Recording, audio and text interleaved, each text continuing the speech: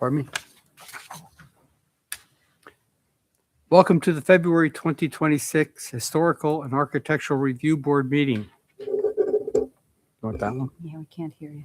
Membership of this board includes registered architect Joe Phillips, Nick Nicolaya, architect, real estate brokers Diana Hodson and Joe McGavin, resident and business owners within the historic district Rodman Young, Connie Postulak, and Bethlehem's chief building officer Michael Simonson. We thank you for coming and joining us in preserving our city's unique historic and architectural heritage. Mr. Phillips will describe the proposed changes, significant features of the building, and describe the standards that apply to each project. Approved changes to the district structures are based on Bethlehem's Historic District Guidelines and the Secretary of the Interior standards. Applicants are invited to present their proposals. Board members will ask questions and hold discussions with the applicant. Project presentations are limited to 45 minutes, with 5 minutes for each visitor to comment on the proposal. If you plan to comment on any of the proposals, please sign in on the sign-in sheet and the table. A motion is made and additional discussion may ensue before the vote is taken. The motion may approve the submission as made, approve it with modifications, or deny it with clear reasons why the proposal does not meet the standards. It may also be tabled with a list of clarifications needed to allow the board to make the recommendation on the certificate of appropriateness. Recommendations made today may be acted upon by City Council at their next meeting. Typically, the meetings are the first and third Tuesdays of each month. No work can begin until Council has approval is received and permits have been obtained. Any correction or discussion to the January 2026 minutes? No. Motion to approve? I make a motion to approve the minutes from January. Second? I'll second. All in favor? Aye. If there are no conflicts from the board, we will proceed with today's application. Any conflicts? Nope, no. Okay. Okay, you want to come up? Yeah, did you say, are you Heather? Yes. Yeah, okay, come on up, sit up here. All right. Do we have a sign-in sheet out there? Yeah, did you sign the sign-in sheet? Well, just before you, don't forget. Who's on first? The applicant owner, am I on? The applicant owner of the property located at 72 East Market Street proposes to construct an 8-foot wide by 4-foot deep by 11-foot 6 high stone fireplace surround with a gas fireplace insert and construct a 14 feet by 16 feet by 9 feet high pergola to be painted a color to match the trim color of the main residence. This work is proposed on the Center Street side of the residence. An existing patio will be reworked and repaired, and an existing bluestone walkway will be repaired. We've seen this property in the past. The structure is a 2.5 story residential structure with a side gabled red tile roof between masonry capped parapeted end walls, and there's twin symmetrical flush chimneys. There's a decorative cornice with dentils or modillions. The center section of the cornice is capped with a metal balustrade at the roof line. There are 3 gabled roof dormers centered on the second floor windows. The double hung dormer windows have a decorative arch top upper sash over a single light bottom sash. The building facade is comprised of smooth stucco with few elaborations or decorative elements. The 3 ranked double hung windows are aligned horizontally and vertically. The second floor windows are 6/1 light surrounded by trim with a keystone in the head and a heavy sill. The second floor windows on the left and right side are fitted with shutters that are louvered on the lower 3 quarters and have a solid flat panel with a moon cutout on the upper quarter.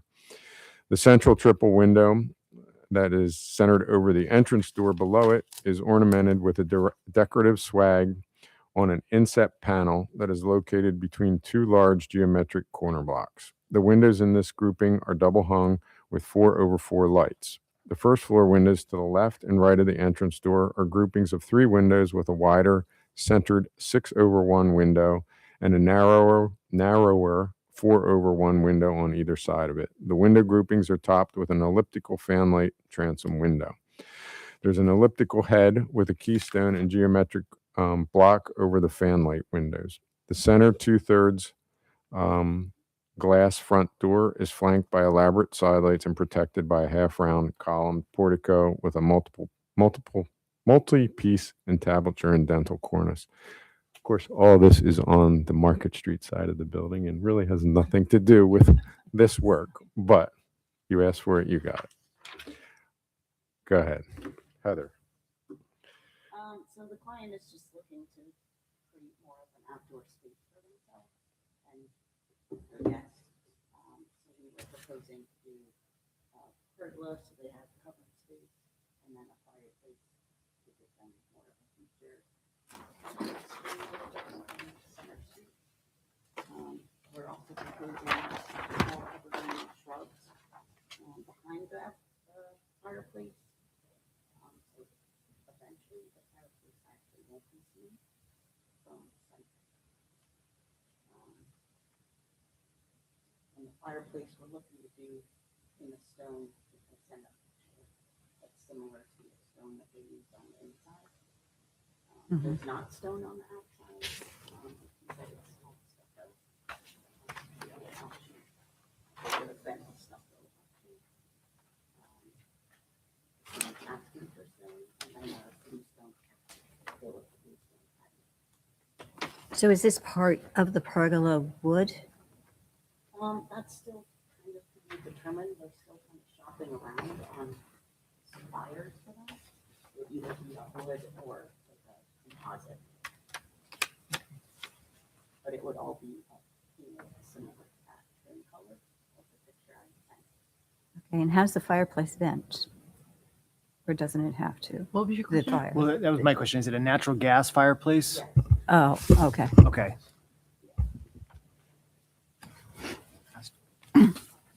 So yeah, there'll be some permit requirements with that down the line with emergency shutoffs and stuff like that, but okay. Yeah, we would have the permits. And Yep. plumbers and- Yep.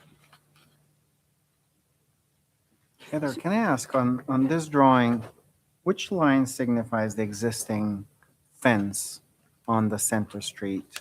You see the This one? shrubs? This one. Yep, right next to Okay. the shrubs is the fence line. So that is the public sidewalk, Yeah, it's a brick and wall. that's the center line of That's the center. Center Street. But the center line of center street, No, that's just the edge.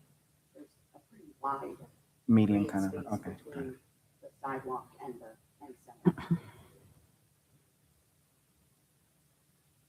And Isn't Steve, the- I'm not 100% familiar with the property, but the shrubbery and stuff, is that existing or is this all being added? No, those will be added. Okay.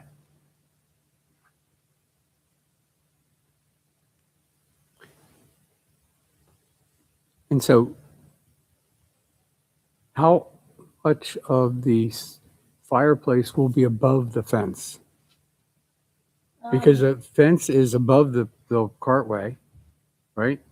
Yeah, so the fence is on top of a brick wall, and the fence, the brick wall was 3 feet, and the fence is then, I believe, 3.5, 6.5, so probably about 3 feet. feet.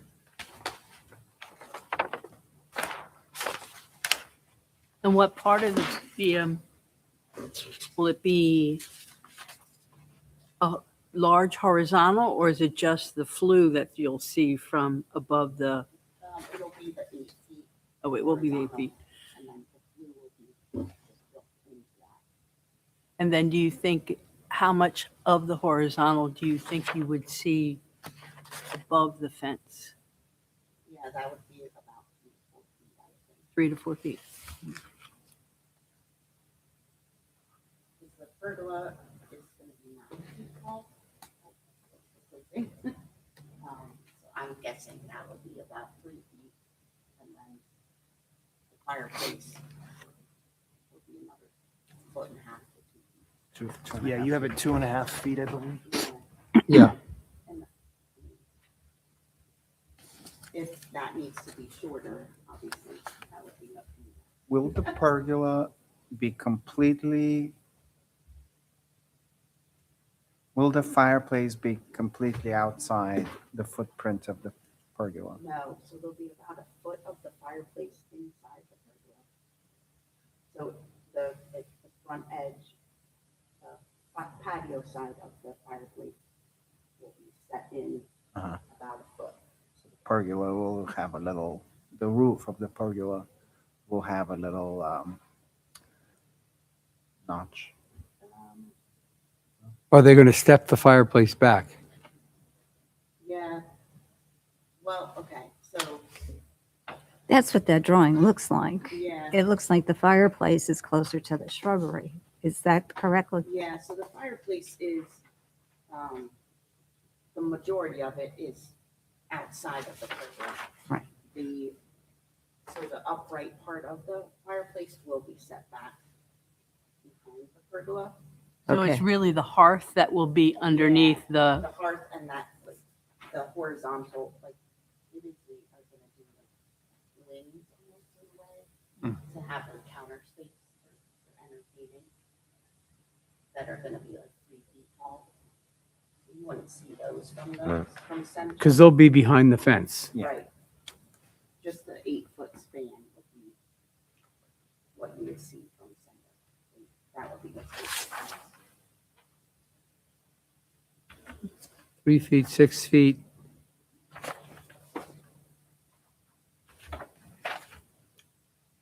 About 5.5 feet is going to be above the fence. Because the fireplace is 11.5 feet tall, right? And so you've got 3 feet, about 3 feet for the For the pergola. for the wall.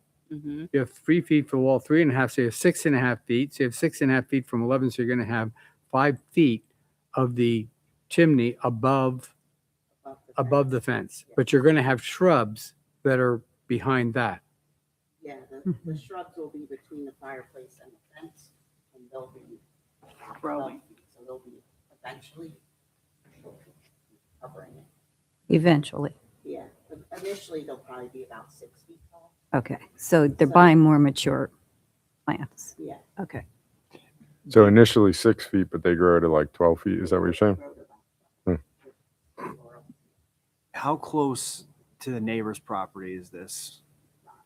It's in the middle of their property. Yeah, they're like, their neighbor isn't really big. The reason I'm asking is because if there's a fence behind it, what's on the other side of the fence? The street. The street. The center street? The Okay. street. Yeah. So Okay. there's because they're right. They're The on house a is on the corner. Okay. I'm just making sure Yeah. because Yeah. I don't No, want it- with the fireplace gas or no. whatever. I don't want to make sure you're The set neighbor's back. on Oh, good point. the other side of the house. Yeah. Okay. Okay. And then it's center, markets on the front, and then, I don't remember. the only way you're really going to end up seeing it is when you come down Market Street to cross Center Street. Correct, or coming up center. Yeah, but coming up Center, people are moving so clipped. You're not going to see it there Correct. because you're coming up. You're in the car, and that's going to be right next to it. So It's when Yeah, you're coming and down Market toward actually- downtown. Yeah. yeah. If you look at sorry, this isn't on here, but outside of the fence, they have a tall privet hedge Mhm. that goes around that whole corner, center to market. So. There's just that's a little already opening kind of right. blocking it right right. now. There's just That's a little outside opening. of these shrubs here. No, Yeah, so it would Yeah, be down here. It's down here. This is It's all all- shrubbery here. it's actually all around. Yeah, So this does. And actually goes over here. yeah. So like the whole front, like from the front door, that's their front entrance is surrounded by, I want to say like 6, 7 feet tall. Those shrubs. So yeah, initially you would see the fireplace coming west on Market. Until the shrubs grow taller.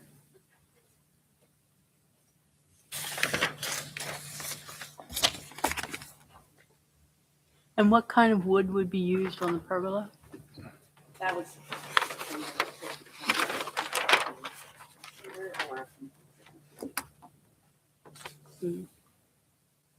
But whether it's cedar or composite, because it's going to be painted to match the house, you're not going to know what it is. Right.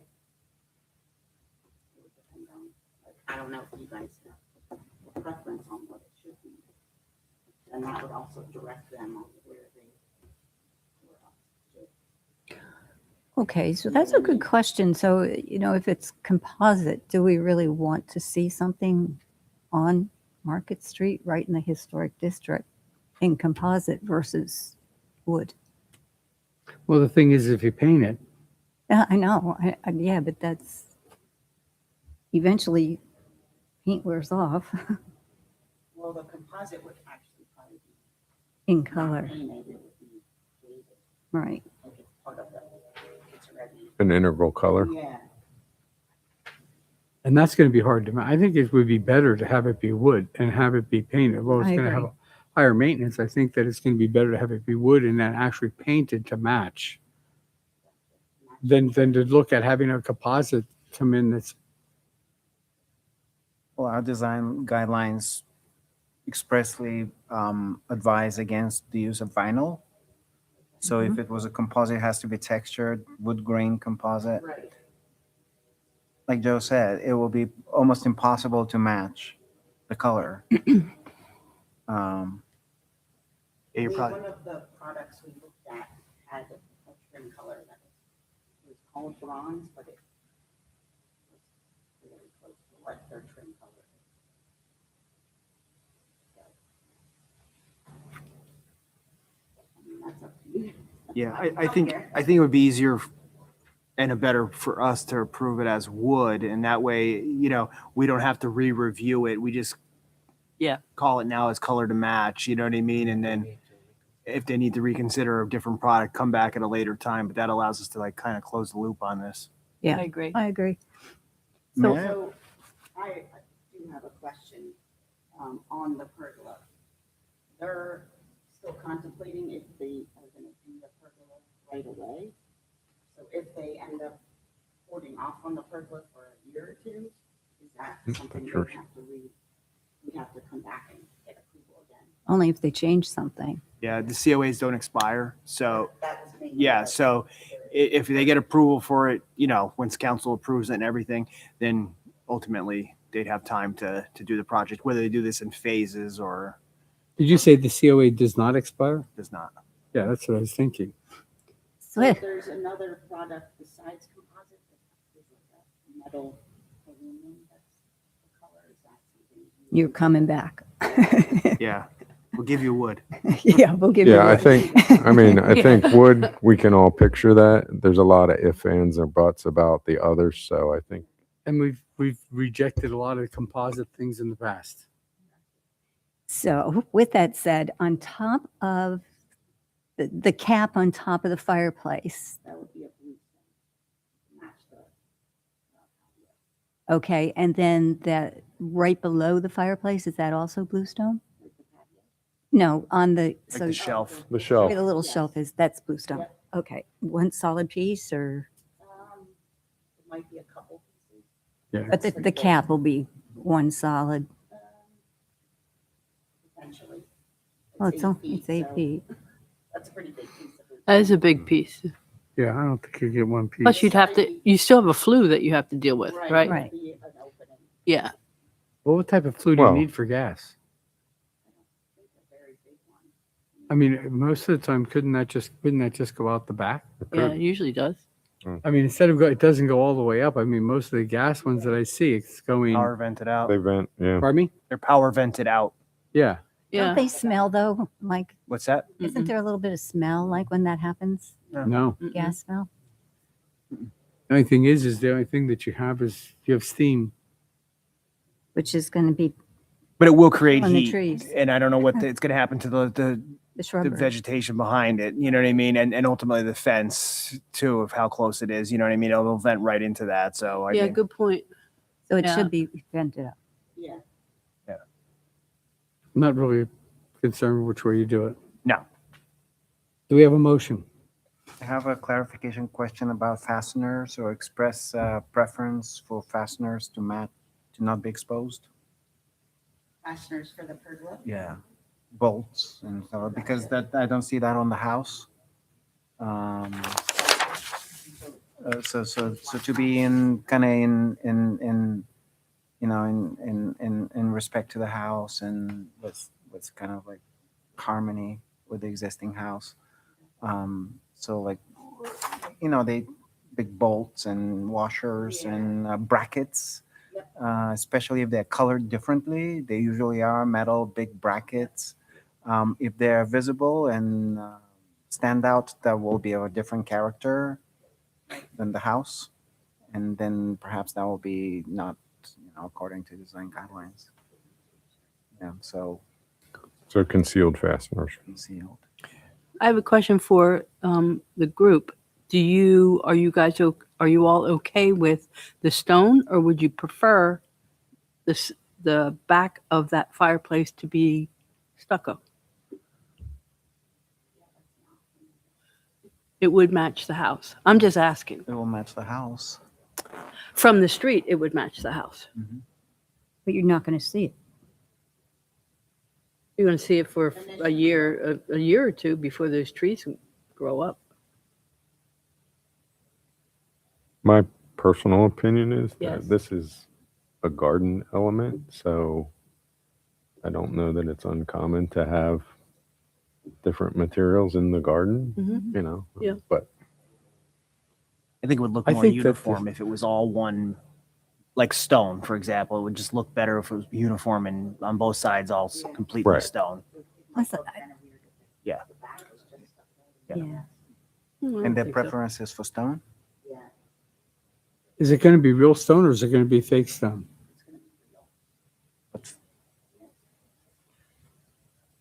And the color, you said the pergola's color to match, the color to match what? The house, trim. the house Trim. trim, the trim of the house? Okay, just so we can capture the right color. Which is what color? A shade of brown? Bronze. I think it's green, isn't it? No. It's not green? Where's my phone? I took a picture. Yeah. Yeah, no, that's why I'm asking, because I can't really, yeah. Okay. The house is almost like a turkey color. Mm-hmm. Yeah. The trim is probably more on the brownish gray. Okay. Mm. mix. I don't know. I think it's going to look good. Yeah, I'll make a motion to approve as submitted. Color of the pergola, with the fasteners for the pergola to be concealed and the color of the pergola to match the trim on the house. And as usual, the fireplace, since it's going to be gas powered, will be subject to any code enforcement permitting regulations and setbacks and stuff. So So that was gonna be my question. What permits do I need for them? we're going to need in this case, we'd determine we'd have to take a look, see if it's a mechanical or a plumbing permit, depending on how you do this, because you'll be running a gas line out to there, and then you're going to need some emergency shut-off switches so far away from the system. Yeah, 3 emergency shut-offs? 3 shut-offs, yeah. Okay. At least that's what our plumber. Okay, we'll take a look at that. So what your plumber will need to do is draw us the diagram and then show us where he's going to place everything. Okay, and that would be for the permit. And that would be for the permit part of it. Yeah, But other than that, do I need a permit for the footer? yes. whoops. Okay. But not a permit for the structure of the.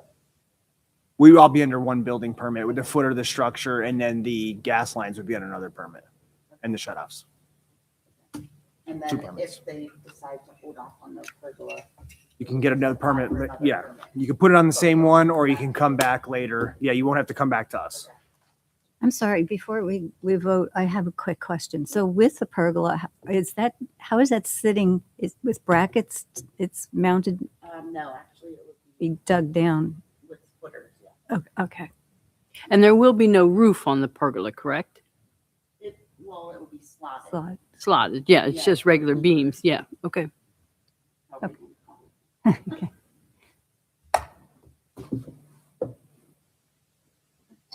Okay.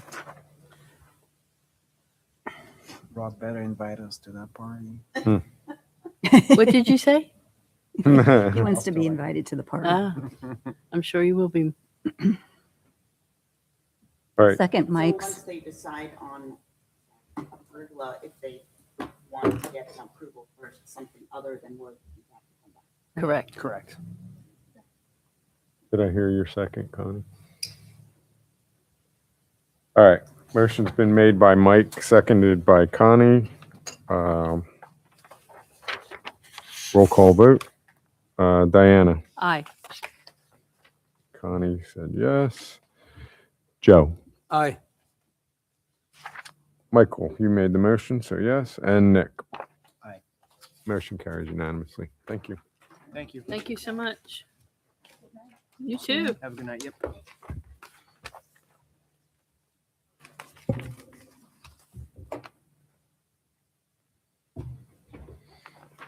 My version is black and white. The new ones are color. So you'd have a color for it. Hello. How are you both? Good. Good.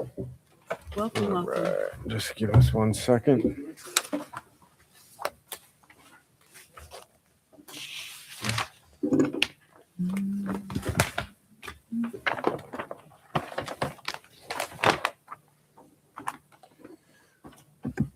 Okay.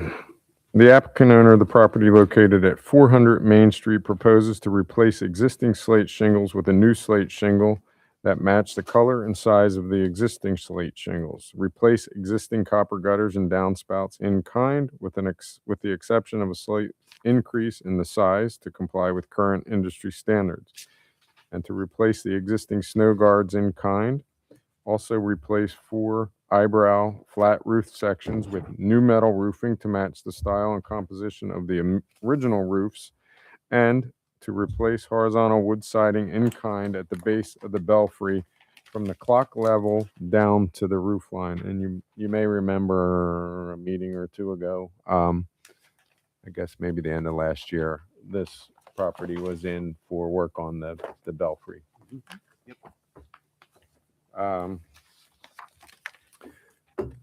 The structure is a 3-story smooth plaster church building. It's elevated a half a story above the street with brick garden walls and topped with a slate gabled roof that fronts Main Street. Copper gutters and downspouts convey rainwater to grade. Bell tower is centrally located on the ridge line of the long gabled roof. The column tower sits on an octagonal plinth containing clocks on the orthogonal surfaces and archtop louvers openings on the angled surfaces. There's Doric Tuscan columns support a heavy frieze band and a heavy cornice. A metal domed roof with steeple ball and dating vane tops the bell tower. And just as a reminder, in 2024, the Bethlehem Moravian settlement, along with other Moravian settlements, was recognized by UNESCO as a World Heritage Site.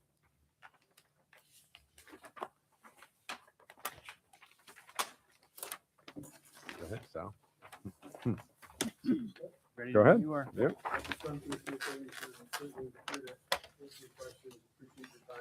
We don't have much to I guess, a couple items to sort of run by you, and it's not a matter of variance, I just want to make sure that they have options for you. I want your opinion as well as the owner. So, a couple things that I need to add on would be the east and west gable ends. There's false windows painted. They do look pretty realistic, but they're false. They're painted on the surface of the stucco and the wood. So we're going to just replace those in kind and paint them exactly the same way. It's not really construction. So just wanted to make sure you know that as well. But they will be returned to their existing condition. The slate, as Joe mentioned, we placed in kind. I know it's always a big issue. We are intending to use real slate, but so just so you see it, I don't want to. We want to make sure we're covering anything that you know what it is. So this is actually a piece of the slate that's up there. The best way to look at it is the back is the front, but you can see it's pretty close. We're proposing this is from Virginia slate. I'll take the difference in a second, but it's pretty close to this. You'll get a good idea. We just want to share with you, same size. This isn't not exactly what's there, but we will get the same exact size. It's not that we're getting details. This is Pennsylvania slate. It's an S3 slate. It's a very poor slate. It only lasts 50 years. Surprisingly, it lasted that long. This is an S1 slate, which will guarantee to last at least 150 years. Wow. So this is a much better slate. It'll hold up better. the reason I bring that up is, and again, the architects on the board will know this, the deck is not slats, it's solid deck planks. They have little gaps in them, but it's just because the board varies in thickness, length to length. So when you have a solid deck, slate deteriorates faster because the moisture will be, that's why it's usually. I have no idea how old that roof is, but we were just talking, we think 1813 could be, yeah. So it's at least 1813, the slate that's up there. I don't know that it's been replaced since then. Nothing's on record. So it did last way longer. A couple years. Yeah, they've done pretty well. Wow. Anyway, so that's okay. I'm gonna keep the deck. Yeah, we're gonna, yeah, the deck's in pretty good shape. There are some leaks only because I'm sure you, if you go look at the roof now, there's been many repairs that doesn't do it. But this Tom Angus, he's with the Meridian, the Central Meridian. You'll see a lot of new slates that don't match, and you'll see spots. And I think they've had leaks from time to time, but it's not, the major leak is from the ridge. And we'll get to this, but since we were up there, we found out it's leaking at the belfry and the wood siding, and that whole area below the clock. We'll get to that in a second. That just happened after we did our research. So the plans are to take the slate off and leave the deck. There might be some minor repairs, but then we'll put more modern techniques. We'll use ice and water shield at the appropriate places, better flashing techniques, get it watertight. It should last. It shouldn't, well, I know there won't have been any leaks then unless there's issues. But it's pretty simple roofs, pretty simple gable roof. There's not really major issues. So that's a good question. So I won't answer any of them. The flashings, as Joe mentioned, we replaced those in kind. They're very new copper, so they're going to look like new Shiny. copper. They won't be painted, unfortunately. And you mentioned the eyebrow roofs. 3 of them are metal. Anyway, I don't know that they're copper. I don't think they are. And there's one that was repaired years and years ago. They put rubber roofing over it. We're going to put it back in copper. We're going to take it off. We'll flash it properly, waterproof it. The copper will just be almost sacrificial at that point. But it'll be copper. So you do see the edges. So all the roofs will be copper then? The flat roofs, the eyebrows, Right. in the 4 corners. They show up on the door. Those will be copper. Okay. There's one, like I said, one covered in rubber. I'm taking that off. So let's stay with the roof for a second. I mentioned the snow guards. This is kind of like a question. This is really close to what's up there, and it's not copper. It's lead coated copper or there's something on this galvanized. I don't know what the original ones were. They could have been copper. If you want them to be copper, if you think they should be copper, we can do that. But this is what's up there now. So I offer that as a possibility, but And that's a cast? it is cast. This is cast aluminum. I think this is cast. It might be aluminum. Aluminum, yeah.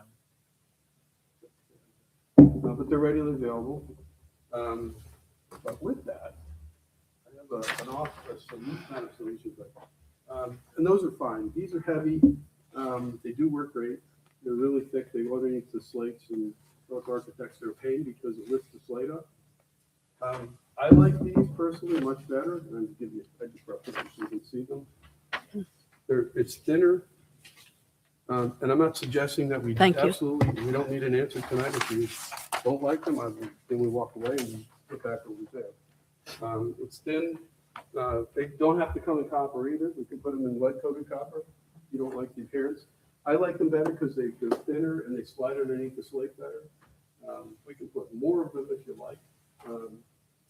So we have 3 options. We could do this, make these in copper, or put those. I do not know. I can't imagine they even had snow guards on that roof when they first did. I think they were added later because of issues with gutters. So, And the existing are not reclaimable? The existing ones are not? No, good point. Excellent question. We can reuse them. Some of them are damaged. Some have come down and never put back up. But we do need them. And I think But they're- not enough of But them. they approximate that. They're proxy. Yeah. If you went up there and put this, you would. It little bit different appearance on the cutouts, but they look really close to this. So Really close. So what you're proposing is that even though you still have some there, you're going to get rid of all of them so that everything will match. We're gonna replace them all, yeah. And Because, so- well, to your point, we could reuse them, and then we can consolidate the north and south sides and put all the existing ones, reuse them on one side, but we'll have to add some because we don't have enough. I think they need another roof as well. It's pretty steep roof, big roof. I think some of the problems they're having came from the snow that pulled gutters down behind the driveways. so with this one, what do you see? I'm sorry, good question. This is the part that gets tucked underneath Okay. the slate, so all you see is this eagle kind of, that's all you see. Okay. Similar to this, on this one, Yeah. that's all you see, pretty much. It might stick out a little bit, that's all you're gonna see. And eventually these will patina into a, They will, so they will match the gutters when they patina. they will. So you're replacing them all then if you're not going to mix? We wouldn't mix them. No, I would suggest, if we go with that, we You just, do it all? we do everything in that. And if you go with this, we could salvage, we could salvage the other ones if you want. I don't know how good a shape they're in, I can't. Well, guarantee. that's the it's- thing. it And would doesn't you have make- enough to have a whole side covered? My guess is we probably would have enough to do one, the north or the south side, even if we add some. There's a handful that are missing, but like I said, I think they need another row. And then If what's, you looked at the current codes today, current recommendations, they would want another row. but what's the condition of all the ones that are up there? From what I can tell, they're pretty decent. There's a couple that are rusting, which means they were probably steel. So it'd make more sense to have it look better, just to have everything be replaced. I think they would prefer that as well. They prefer that. I also, Pennies, they're just only $20 a piece. I also question, how visible they'll be anyway, except for this view. Right. I mean, that's the view, you'll see them. The other views, it's too far up and you're not gonna even know they're there, so. It's not aesthetic. It's not the aesthetics you're looking at. It's actually functionality that's important. Agreed. Oh, yeah. Does the width on the ones you're showing here, is it about the same as the width on? No, that's a good question. It's a little bit more than half. So would you need more if you go with the We would put copper? we would put them closer together. Okay. And does one have a better longevity than the other? That's a great question. But these are copper. That is, well, we would propose copper. So versus copper versus the, Cast. I'm pretty sure this is copper. yeah, Copper versus you'll the get as long aluminum. as the flashings at least. I'm sorry, Mike? The copper you'll get as long as the flashings at least. Mm, yeah, okay.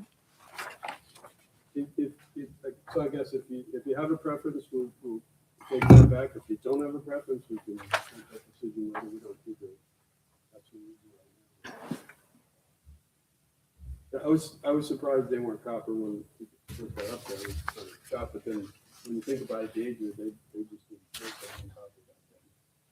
They didn't have cast. They have cast copper ones too, like this, but much more expensive. So then what is this? Oh, I'll get to that. That's Okay. the second question. All right. Do you both need to say that? Whatever you've got the seat. So there's a picture, I think, in there of the existing ridge, which is the main culprit of the leaks that Yes. they're having. Mhm. And it's a butt joint. Traditionally, back then, that's all they did. They just butted the slate and usually put a mastic.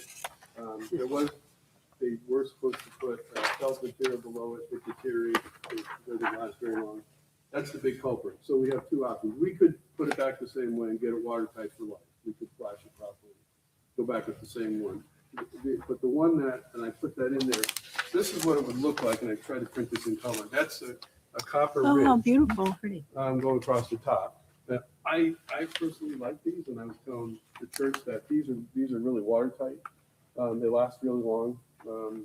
They come in pretty long lines. I like them, but again, it's not what was there. It's not what's there. I'm not trying to pull one over on you. I don't think they ever did this. They did these back in the 1700s. Copper was, was informed like that. But there are some buildings around here that have done this.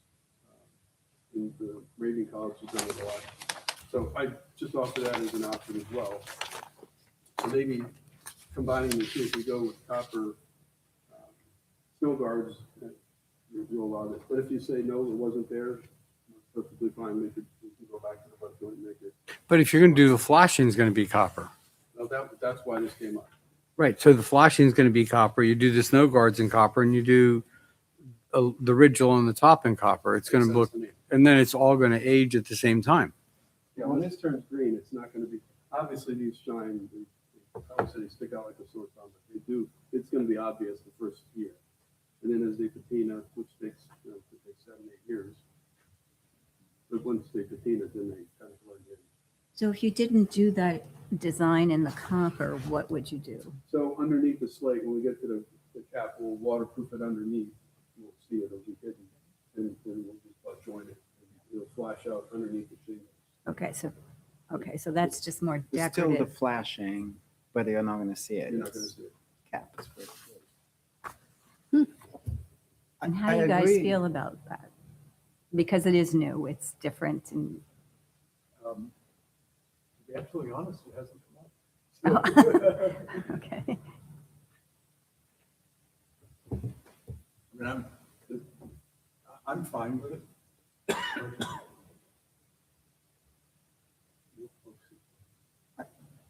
Well, isn't that going to be a better solution overall in the long term? 100%. I mean, so that's it's going to be like you're putting copper flashing on. You put the copper along the top, which is going to be better than just putting them together. That I mean, just They'll be pretty close together, but underneath you'll see that. And the bell will cover that.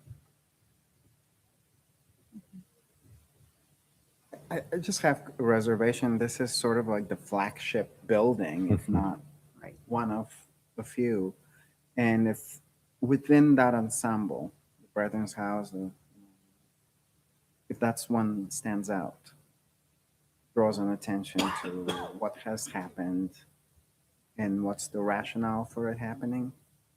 And if there is a way to use contemporary construction methods and material in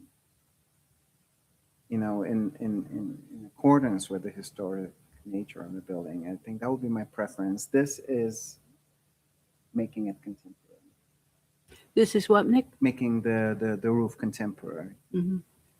The use of the copper. The ridge. Yeah. Yeah, I'm talking just the ridge flashing because there is a way to conceal the flashing without this, and in essence, changes the character of the roof. It does. That's why I'm bringing it to your attention. I would choose it if it was a standalone building, of course, but I think it's important that we harmonize with the campus. And you said that the Moravian University College did that. Is it across the street or is there a way? No, because the Brethren's House is wood shingles, on main campus. I don't know that they did any on South Campus, but on main campus, so a few of the buildings they've done, more the older buildings. I think Communities Hall has it. I just remember that when the shutters had to be replaced, they had to be constructed properly. Not that there aren't better shutters out there, but I feel that extra scrutiny is warranted for a building that is going to be on every postcard out there. I agree with you. But also project 7 years when this is all beautifully gray and green. Right, it's that brand new shiny look that I think is going to be out of character. Is there a way to age copper? You can't age it with an acid. I wouldn't recommend it. Is it? There's some people who believe that it takes away the life of the top. It eats it. Yeah. Erodes it. Yeah. I wouldn't recommend. I'm not offended by your position at all. I feel I'm go back and forth, but I wanted to at least bring it to your attention. I think you're going to see a lot more of this. People are going to come to you and ask, maybe not on a building of this character, maybe on something that's, Yeah. from the 1900s. But I'm perfectly fine doing it the other way. It's an opinion. I'm voicing it out. I'm wondering what you guys think. That's why we want you here. Hmm? That's why we wanted you here. No, I think you made a good point. Would it being like the flagship property of the UNESCO that it should be Yeah, be like going to Hot- church with patent leather shoes on. as close as possible? You know, I don't mean to be. I think it should Just- be the butt joint with underneath. So in that vein, how do you feel about this versus the other? Well, I don't think that, in my opinion, I don't think originally the building had any snow guards. So I don't think the addition of them is going to make that much of a, you know what I mean? It's going to actually help the life of the roof. So, And the gutters. and the gutters, in my opinion, the copper's fine in that situation. But they're not adding anything additional like that new ridge would be on the top. How often, how well do you see the ridge?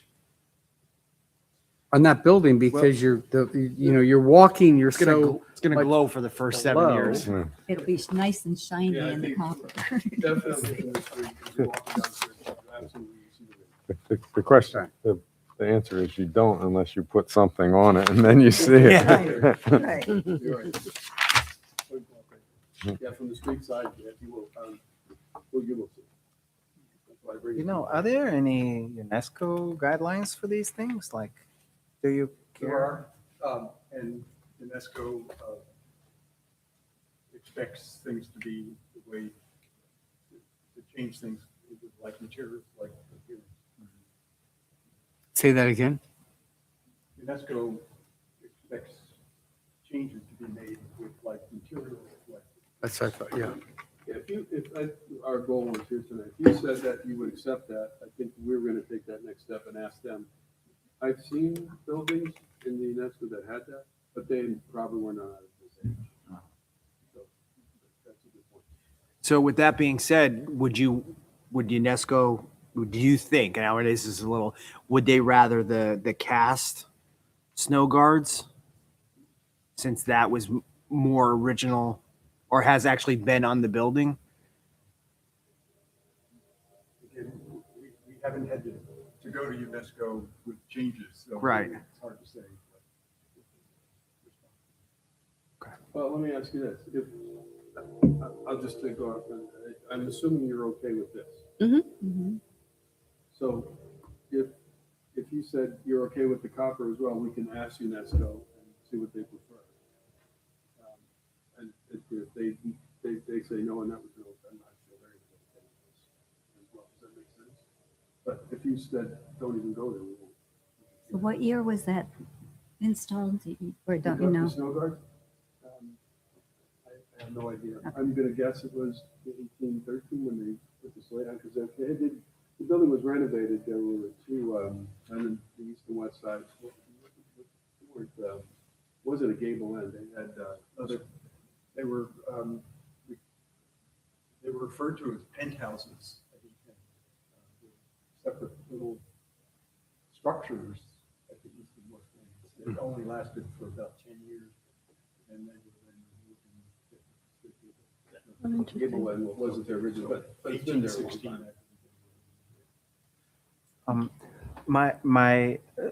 So this also in a couple of years will oxidize itself. Like aluminum also oxidizes, Oh, a correct? little bit. So it will turn darker closer to the slate color. It will darken. The only I prefer the copper. It will just be a nice because they're narrower. They're going to be a nice kind of a pointed details. But if we are to double their size, it will introduce a pattern to an otherwise very simple, plain, aesthetic roof line. you know, like that's not in keeping with the Moravian buildings. They have to be like plain, no adoration, no ornament, no color, right? So that's in keeping with, you know, at least when I have traveled both in, you know, back in the motherland, but also around here. Moravian architecture is devoutly simple. Yeah, agreed.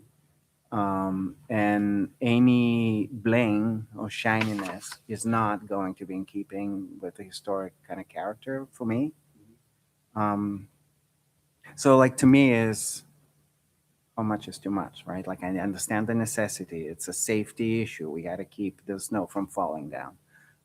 But you know, like perhaps you as architect will be, best suited to determine that balance between sprinkling of copper versus 2 rows of a blender material. It's a good question. There will be, you don't really notice the copper flashing now because it's I mean, so we'll have some new copper flashing up at the belfry edge.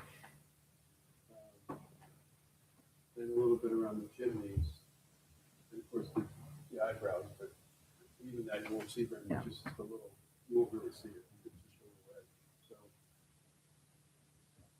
red. So, for the record, I mean, I know you personally, but also your office has like, you know, 1,000 years of building and historic campuses. So I totally trust your kind of aesthetic judgment on but this. again, yeah, I wanted your opinion.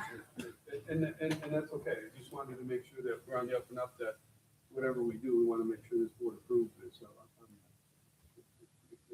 well, I think what you're saying is you'd rather go with the traditional ones. I heard you right. Yeah, but I also opened it, you know, like I would like your, you know, professional assessment. You're much better suited than I am.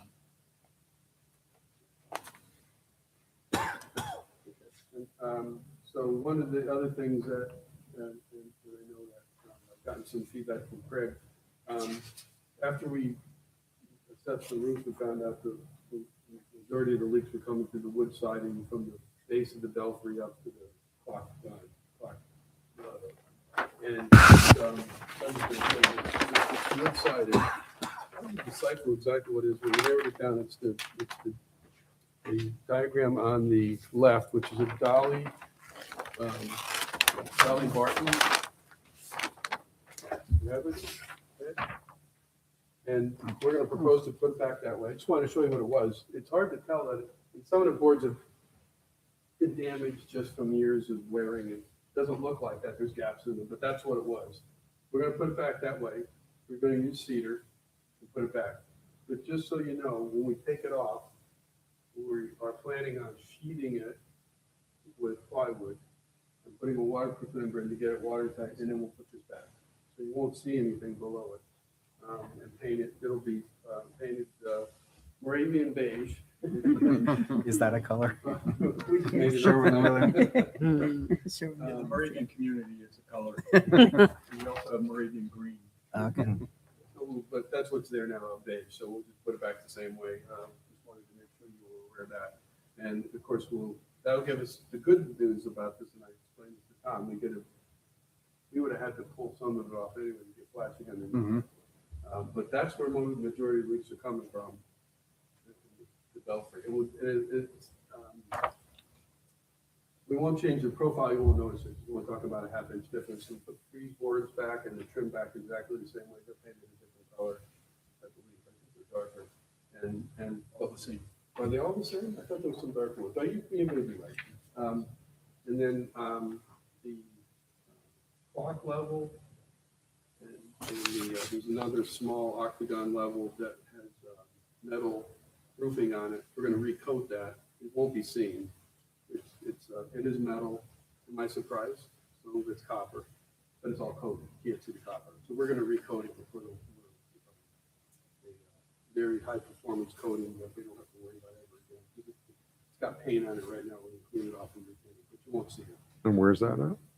Where's that roof at? There's 2 levels. At the clock, I say the clock level. Yeah. It's right underneath the clock. Okay.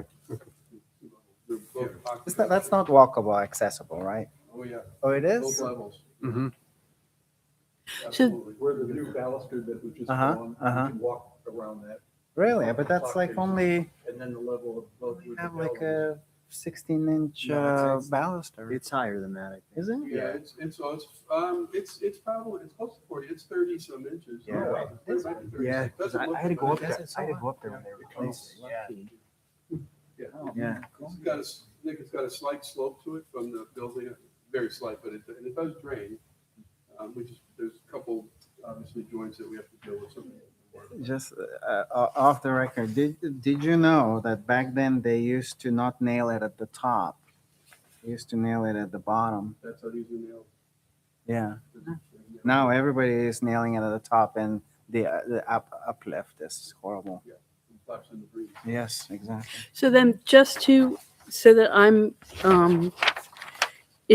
the siding is currently this, or it is currently the Dolly Vartan? It's the Dolly Varden. All right, so it's just going to be Dolly Vartan for Dolly Vartan. Yeah. Got it. We originally thought it was just a standard double siding lap, but there were some pieces that were cut that way, so we think that's what it did. Surprisingly, I didn't know they had that cut back then, but they could have been replaced in the 1900s. We don't know, but we're going to put it back. That's a good.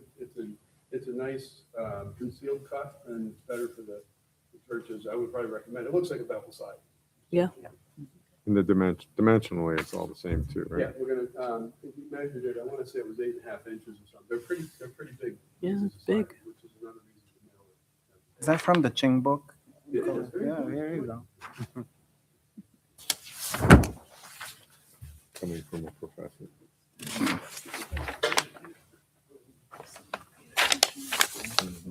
Mhm. All on my list, so, yeah, I know this is mostly in time, but we wanted to get the approval and for the grant that, the church is going after, we need to have part of the approval, so. that's why- This may be a simple drafting kind of discrepancy, but there is no downspout here. The downspout should be over here, right? There isn't one in the middle, is there? There actually probably is. I think they ran it over to that. Oh, yeah. point. On the east From- and west ends? Yeah. There is one in the middle. In the middle, it goes down the middle. Yep. Oh, I see.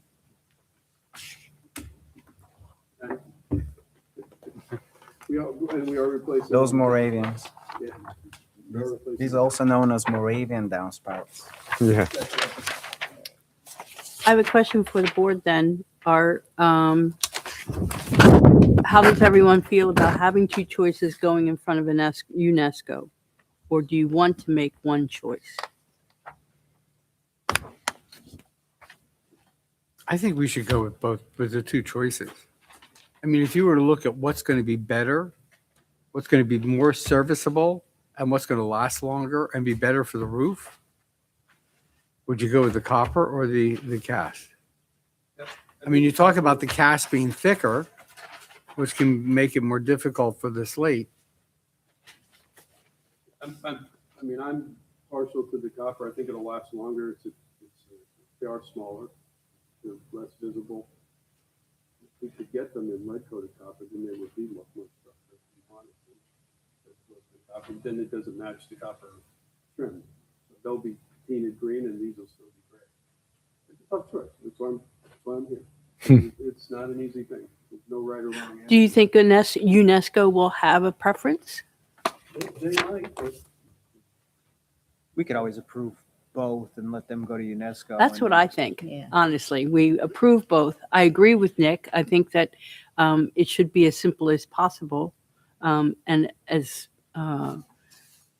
like for like. But, if UNESCO is okay with this and if the church wants a copper ice guard, then it would be allowed. You have a question? I do. I maybe to clarify, and I'm not sure if I'm clarifying correctly. Hi, I'm Janelle Race. I'm senior pastor at Central Moravian. I should have brought along the local management plan, but I don't believe that we are taking this to UNESCO per se. I think the local management plan for Moravian Church World Center Bethlehem has that HARB is the ones that we turn to for, so there is no body. I'm actually looking at Laura because she's been part of World Heritage meetings as well. And I believe I was trying to find if the local management plan was on. I didn't bring my laptop. It's on my laptop, but I don't think there's anything that we are taking it to for approval. Does that make sense? Very good to know. Yeah, I know on past projects where UNESCO visibility from, the World Heritage Site was a question. I know that as far as I can remember, that UNESCO kind of counts on the local historic architectural Right. review boards to be the protector of that. So Exactly. And we've shared this with the council that we are going forward with roof replacement. And, but I can find the local management plan and double check with our site manager, Katie Fall, to see if there's anything. I think it's necessary then. If Yeah. that's the case, we could probably just go with the cast ones and copper flashings and the butt joint for the I agree, Mike. Why- roof. And you know what I mean? And then there's no questions or, so I'll make a motion to approve the roof as presented, with the flashings to be in copper. Sorry to interrupt. Yep. I need to can I just clarify where I stand? If we are looking, after this comment, if we're looking at HARB guidelines, copper is the way to go, right? I mean, we have approved that before. Yes. In terms of appropriateness within the scale or the parameters of the historic district, that is appropriate. Mike, I brought up concerns that are not within HARB's purview.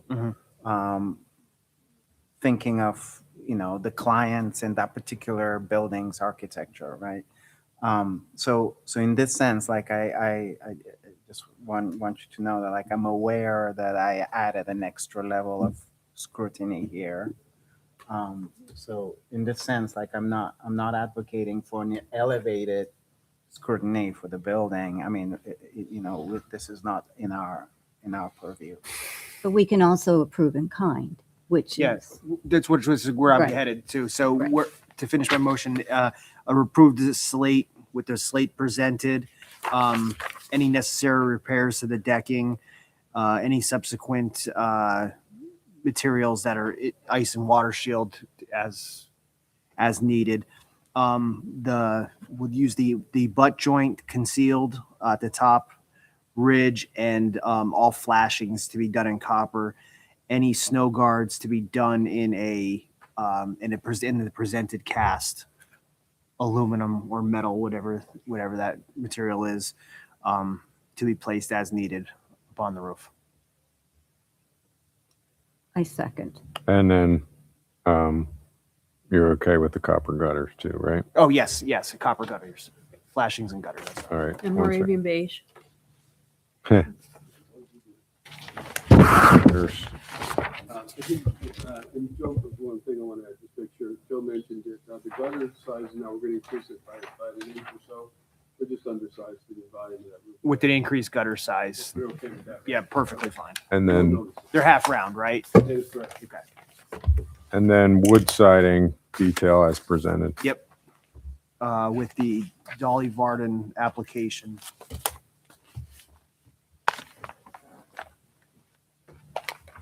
I will second that motion.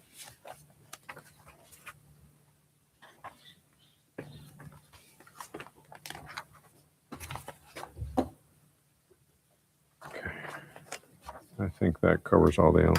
All right, motion's been made by Mike, seconded by Diana. Roll call vote. Connie? Aye. Diana seconded. Joe? Aye.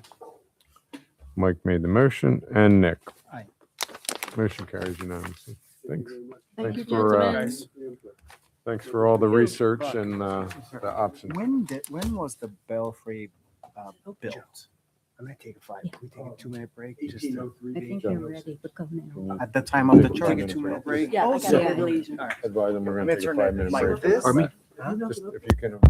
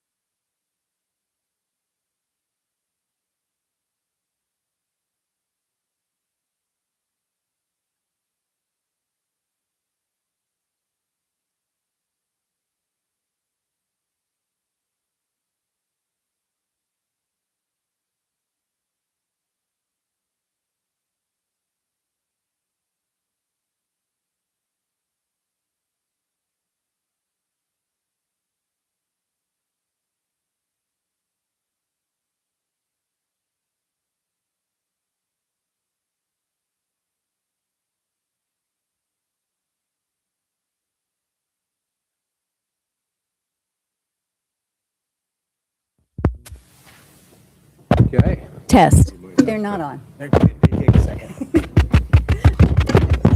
Test. There you go. There you go. Yeah, they're on. Okay. Hi there. How are you all? Good evening. How was your drive? Yeah. Somebody You else don't drive. drove. Somebody else drives you, right? You just ride. But it's not full of crazy traffic or snow or whatever. All right. The applicant owner of the property located on West Walnut Street proposes to construct a 7-story mixed-use building. The building's first floor will contain commercial, retail, restaurant, and/or personal service spaces, and the upper floors will house, that's 105 dwelling units. Now, is that correct? It was previously. Yeah. It's 107 now. Okay, so 107. The revised drawings dated 1/5/26 show the massing on the west end of the building is being reduced and stepped back as viewed from West Walnut Street and Main Street. So as you guys all know, and I've recapped all the minutes from the previous meeting. At the last meeting, the board asked them to come back. They agreed to take a look at the west end of the building, primarily as would be viewed from Main Street. And West Walnut Street on that corner of the building. So I'm going to let you guys just take it from here and go through the revisions that have been made. Right, so I'll flip through the slide deck quickly. Nothing's changed on the first few slides here. They were sort of contextual slides that we all saw previously. Overall site plan. So first we move to the ground floor plan of the building. So the building footprint, there's no change. The gross square footage of the building hasn't changed. We had the time and we looked at some of the interior walls and configurations of units, et cetera. So the unit mix changed slightly. We were able to, originally we were at 108 units. When we were here last, we were at 105. We're at 107 now. So again, we revised the unit mix all internal to the building slightly. That was due to some of the impact that we had on the western end of the building. So currently we have 107 units. We have 56 one-bedroom units and 51 two-bedroom units internal to the building. We did reduce the retail on the ground floor of the building by approximately 1,000 square feet. So we have 2,900 square feet of retail. That's still this area pochade or colored in blue here on the corner with storefront windows that activate the streetscape. The area that's colored in yellow immediately adjacent to it is residential amenity space that still has commercial storefront windows. There's no change to the exterior facade, no change to the design of storefront windows, so it reads as activated commercial retail. It's the same aluminum storefront windows we see in the rendering. The internal use is just residential club room and or amenity, co-working type spaces that has accent interior lighting materials. Just before you move on, the reduction in retail space was approximately what? 1,000 square feet. Yeah, So thanks. we're proposing 2,900 square feet. Originally 39.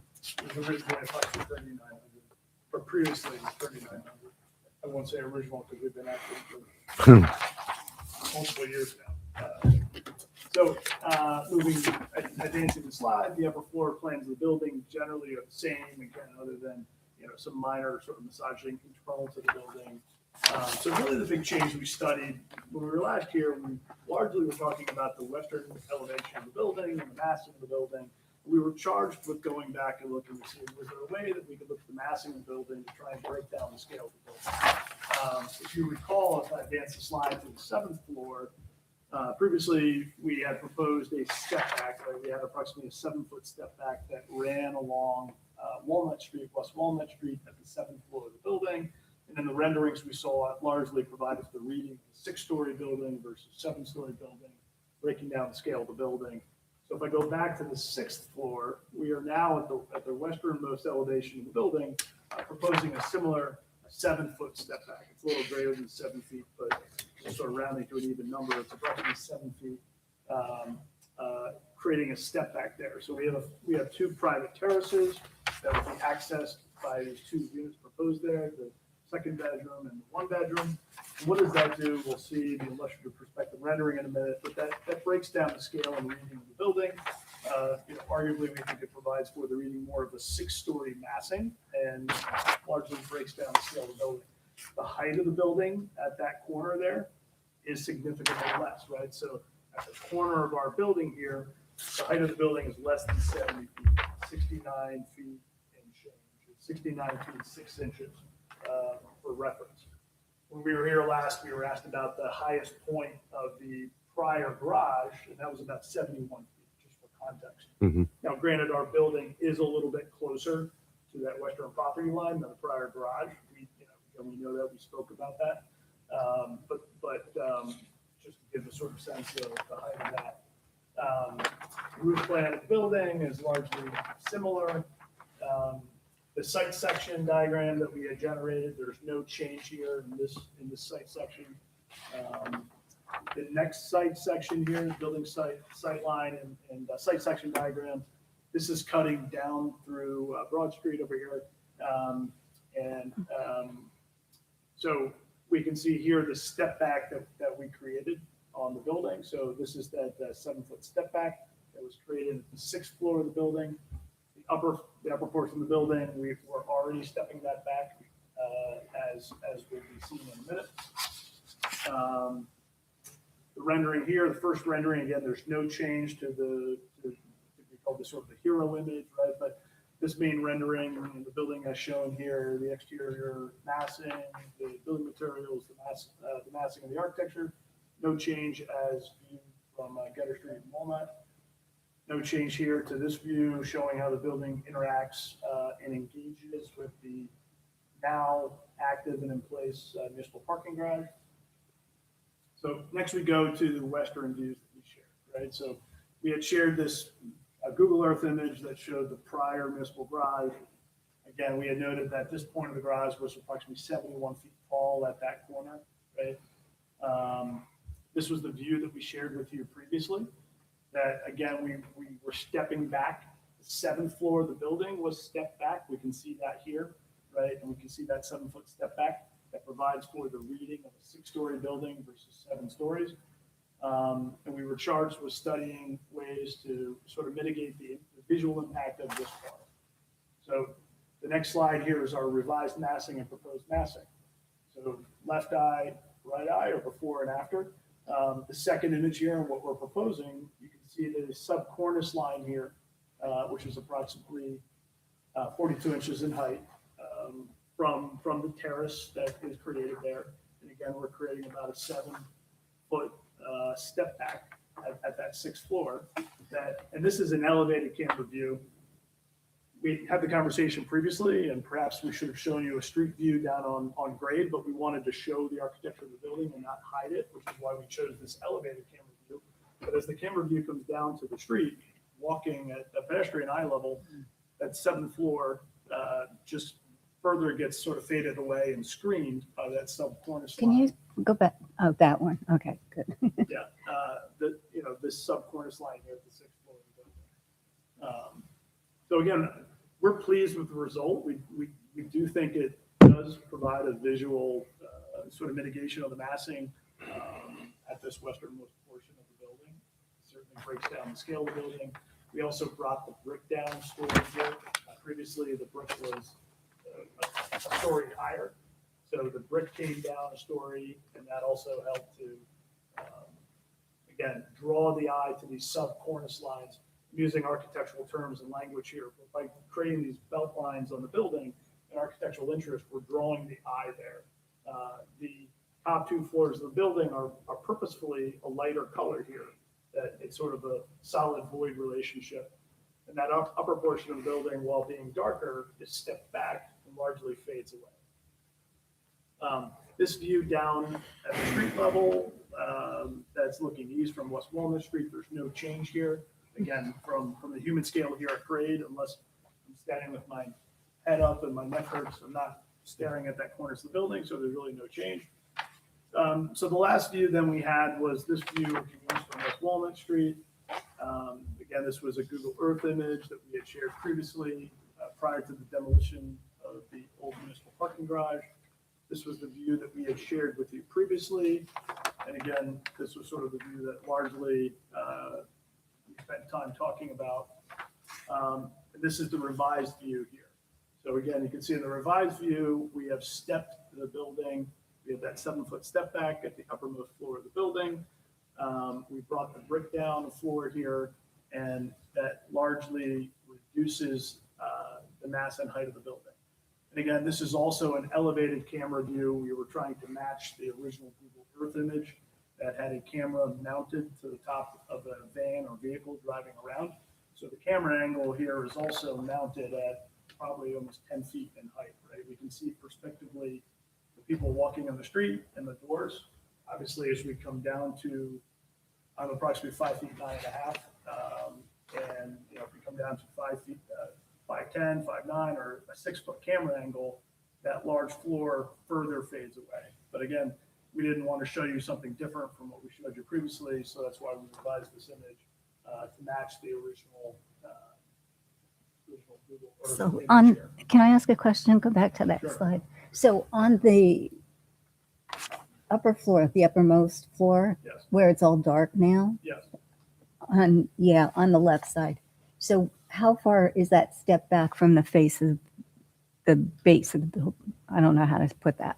So on the corner right here or over here? to the Over left? there. So over there to the left, that's approximately a 7-foot step back. That hasn't changed. There's no change. This portion of the building has not changed from what we showed you previously. And it wasn't really the focus of our conversation previously, but this is a different level. This is the 7th floor. Mhm. This is the 6th floor, just for Oh, I see. Okay. just for contrast. This is the 5th floor of the building. Right. Hmm. 1, 2, 3, 4, 5. Mhm. This is the 6th. That's the 7th floor. So it's the building massing's further back. If I go back to the floor plans for a minute, maybe that is sort of helpful. But I can remind you. So this is the 6th floor of the building, right? So the 6th floor of the building, we now are proposing the 7-foot step back on the westernmost portion of the building on the 6th floor. Previously, it pulled all the way out to the exterior facade there. The next floor on the 7th floor, right, this facade here is obviously further back from that roof. We can see the roof dropping away, but this step back here is approximately 7 feet. So is there going to be how tall is the wall on the 6th and 7th floors at that 7-foot setback? About. I mean, So right here, you're saying? yeah. It's about 42 inches, Okay. the parapet. Yeah, the parapet. How tall is It's the about parapet? 42 inches, which Mhm. provides fall protection, complies with building code, but also screens, largely further screens a little bit of patio furniture or planter or something that might be up there. Mhm. Okay. And again, this is an elevated camera view. If you come down to a human scale, Yeah. you're not seeing it because of the section. I could go back to the sightline section of the diagram, but you literally can't see it.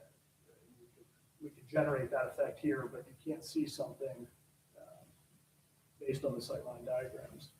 So can you do before and after photos from? All right. So this is This was what we shared with you in December. okay. I think it was December we were here last. All right. And then Again, we were largely tasked with Right. studying mhm. this was the focus of discussion, and I think the minutes asked us to come back and discuss this portion of the building. Right. This was the revised proposal. Okay. And then go back again. I just want to look at the brick build. Okay. There's the brick. Okay. So the brick came down. Understood. So as we make a change, we have to respond, right? And by bringing the brick down, that helps to further visually break down the scale of the building. We think that, Yeah. you know, that was sort of a smart move there. A beautiful building. And, you know, again, we're always doing this, but, you know, the brick as it comes across the main facade steps here because the grading is falling as we, you know, as we move down towards Main Street. So question then. So from that shadow line, kind of in the middle, I would say in the middle of the building, everything to the left did not change, and what changed was to the right. So that's that shadow. Massing wise and architectural wise, I mean, basically from here over the left, there was no change. Okay, The change was, at the upper floors on that side. right, And the other areas we talked about previously, just so I could touch upon them, with the courtyard and stuff, none of that changed. nothing changed in the courtyard. The side facing No. the other apartment or the other houses and stuff. So, okay. No change. Okay. The other changes I mentioned earlier were all internal to the building. They wouldn't be discernible from the exterior.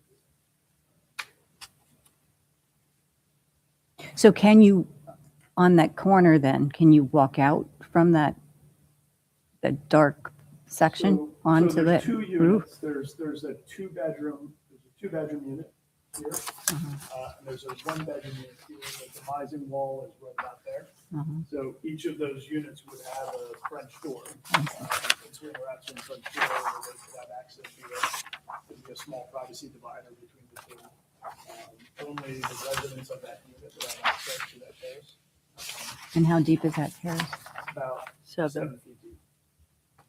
It's similar to the terraces around the other sides of the buildings that you previously presented. Very similar, the same design as the private individual terraces that were on the 7th floor of the building. Yes, that were previously described in design. There's on-site leasing and management,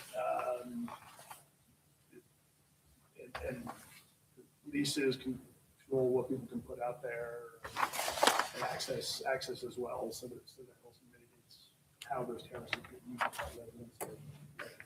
Mhm. So this picture, it's today. Help me here. What? So everything is now disguised. All Yeah, those so steps. Everything, I mean, if I go back, what you're seeing there, I don't know if you see this screen, but if I draw a red line vertically, Yeah. everything to the right of this red line is our proposed building. Uh-huh. This tower It's the is that garage. existing high tower on the left of your image, Okay. and it's a precast, it's a blank facade. That's the built condition of the new municipal garage. It's a Right. blank facade. That entire facade is going to be screened by, it's going to be screened entirely by this building. There are inches between our building and that building. There'll be an expansion joint and a cap that goes on top of that, but that facade will not be visible to the You public. promise. From any, well, I mean, our building literally covers it. It's, it abuts it and kisses it. So And there's an access from your building into the garage? that hasn't changed, but yes, on the ground floor of the building, there's a secure access for the adjacent neighbors. So you're referring to residents of our building? Yes. Yes. And that's actually like, there's a cutout on the garage right now. There's a cutout that you can see, which that's where the access is going to go in. Well, so Pardon me? Hopefully it's the right spot. we've communicated with the I architect. get that because of our.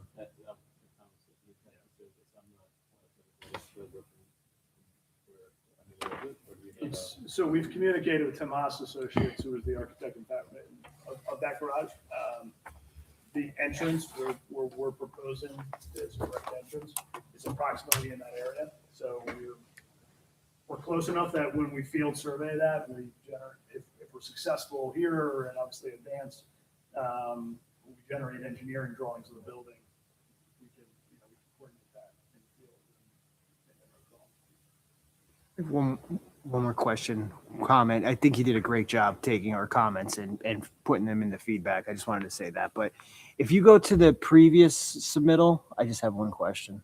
Or the rendering? Or Yeah, for the view looking from east For from the West exterior, Walnut, right? previously proposed. Yeah, that one. And then go to the next one. Is that what happened? Is that an elevator shaft that's now missing? Yeah, that was a stair tower there. That was a stair tower, and I think the stair tower where we were showing it before was closer than where it would have been. Okay. So it's actually set back. So it's more internal to the building then? Correct. It's further. Okay.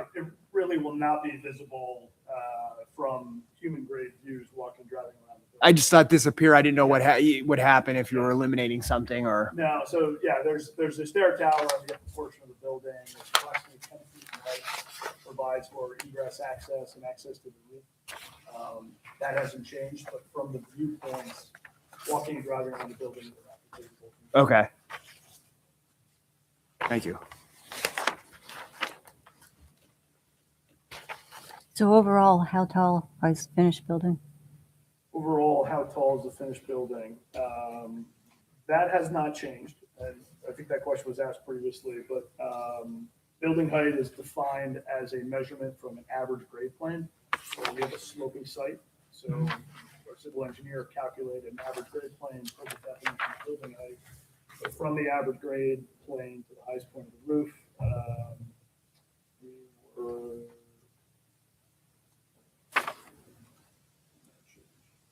approximately 86 feet.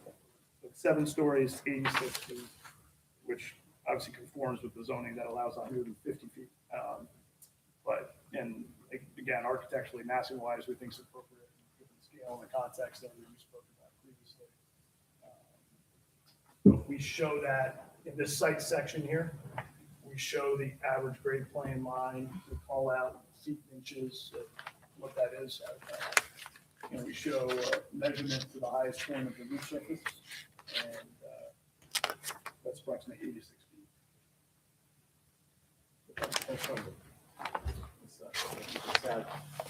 That's the highest point of the building. Yeah, but I mean, you're asking a question, what are the heights at the top, so it changes on the front.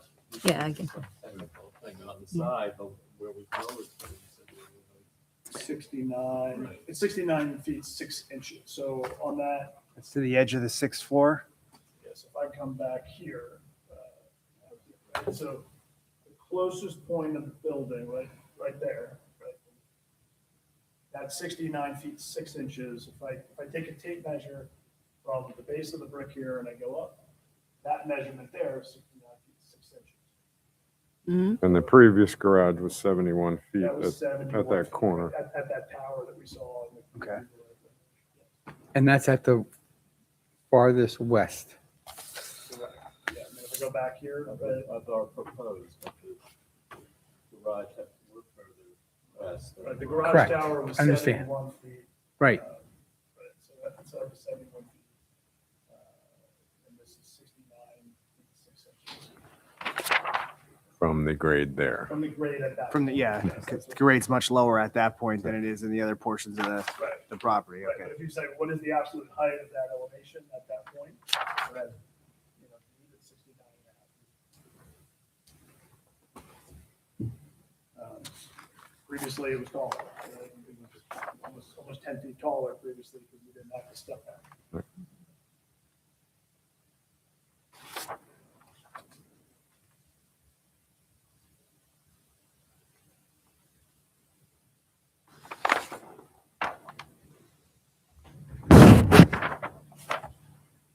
And even with the lowering of the building on the west side, none of the materials you previously had presented to us or anything has changed. Just another configuration of them. Same brick, fiber cement, dark windows, aluminum storefront windows at the base canopies. But none of that has changed. So really, you've already presented all the materials that are going to be used. You brought that the first meeting. Correct. I think largely everyone was complimentary of the brick that we had. Again, I shared it as close as you get to a handmade brick.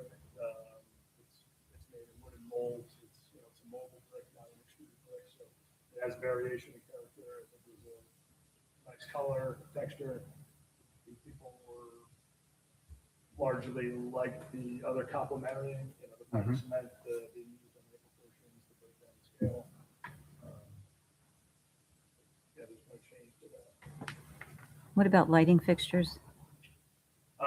We are proposing, so we have wall sconces here. So we do have some decorative accent wall sconces on the brick piers to accentuate those. those at the first meeting. Those would be shielded, shielded lights that, provide subtle white wash on the brick piers. We're not proposing linear lights on the upper portion of the building. We're not trying to illuminate the upper portions of the building. There's no banner signs or anything being proposed No, on the side of the building, I should say. no. And the windows have integrated blinds, correct? Yeah, so every unit will have a pre-installed roller shade. So every unit has the same window shade. Yeah. So you don't have curtains in one and a Exactly. shade. Different colors. So the lights on the pillars are going to project up. They're really decorative, but, so they're they're not making light. I think the light, the sidewalk is gonna come from this, going to the site plan to street light fixtures, huh? correct. So they're focused shielded accent lighting. They're up and down lights, but they project about 3 feet high and 3 feet down. It provides a sort of Okay. conal. So it's just like 3 feet. Yeah, it's just decorative, if They anything. don't. It's not like a spotlight going up It's a the building. shadow. They're not being used to meet the minimum foot candles that are required by building code, but also, your local ordinance. They're not being used to meet any of the minimum, So they don't factor into your street light no, lighting. no, they're not powerful enough to Okay. light or illuminate the street to meet safety standards. or code standards. So on the very top floor where that dark part is, when the lights are on interior wise, we're going to see that though, right?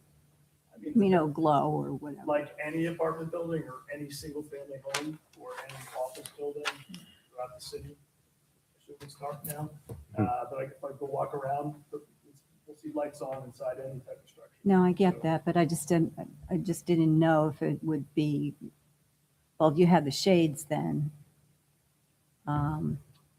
Just like looking odd because it's dark, it's darker. No, I don't think But so. I I mean, get at night, largely, when the sun sets and you don't really perceive whether it's a lighter or darker facade, you don't really perceive that. Will you perceive inner glow of units? You will. All the lighting will be tasteful, the lighting will be uniform throughout the unit. So residents aren't installing their own pendant light fixtures, all this, so the lighting is uniform. It goes back to the comment about the shades. The shades are uniform. So the way the lighting is perceived, whether a shade is up or down, is the same throughout the building, Mhm. which then doesn't call attention to it. And there's no tint on the glass too either, correct? No, it's not. It's just a clear glass. It's a clear glass. Other than like a UV tint that just comes in naturally for the, but Yes, generally speaking, yes. I mean, there's 1,000 different shades of Right. glass, but generally speaking, it's clear glass. Okay. Yes. And what's the mix of units again? 56 one-bedrooms and 51 two-bedroom units. Thank you. Yes, the windows are all low. Low, yeah. It wouldn't be UV. You wouldn't do UV coating, do you? yeah, that's not allowed. No, they're all. That's why. Yeah. I have a question, Stu, if it's okay. So like the first level stone cornice. Yes, the cast stone band. Yeah. The cast stone The band. color of it. Yeah. You don't have stone. I mean, it continues up the street as well, but you don't have it anywhere else, right? Correct. So so the it's color up- of it, I'm just like, like, can you at least like, It's, I want to hear you say it's going to be in harmony with the color palette. it's going to be a buff color, so it's not going to be a cool gray. It's not going to be a dark gray. It's going to be a buff color. When I say buff, that's sort of like a light tan.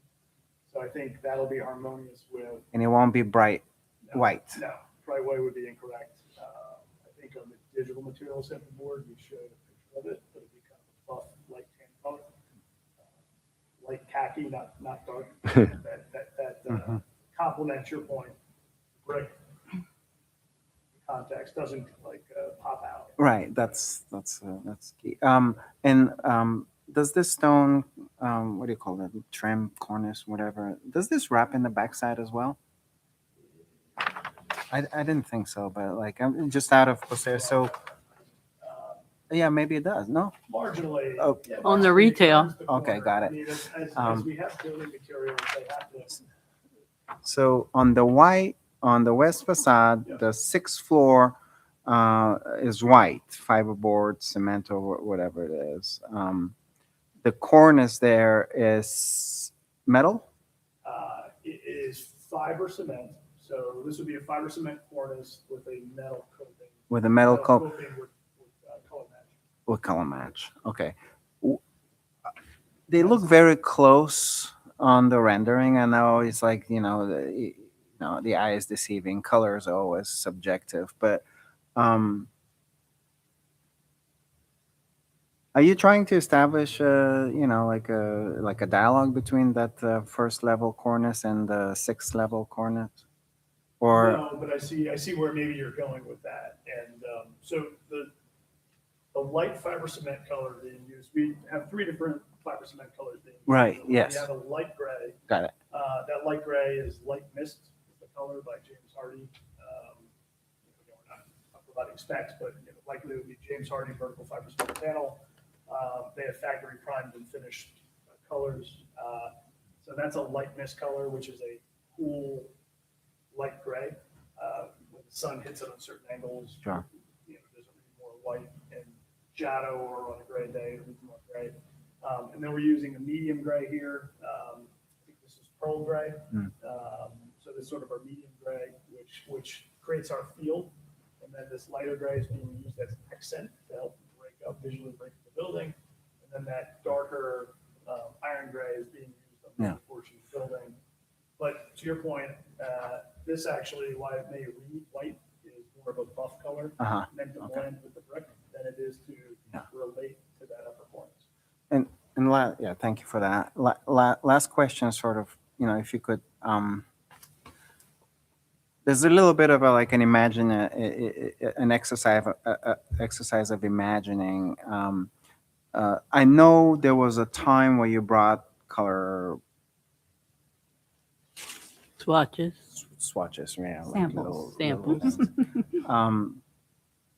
but what was the sheen? So basically, I'm worried about like a semi-gloss So it's matte. hardy, yes, It's a matte finish. eggshell matte, yeah. So the vertical fiber cement panel is a matte finish. It's not, doesn't have a sheen to it like metal panel does. Good.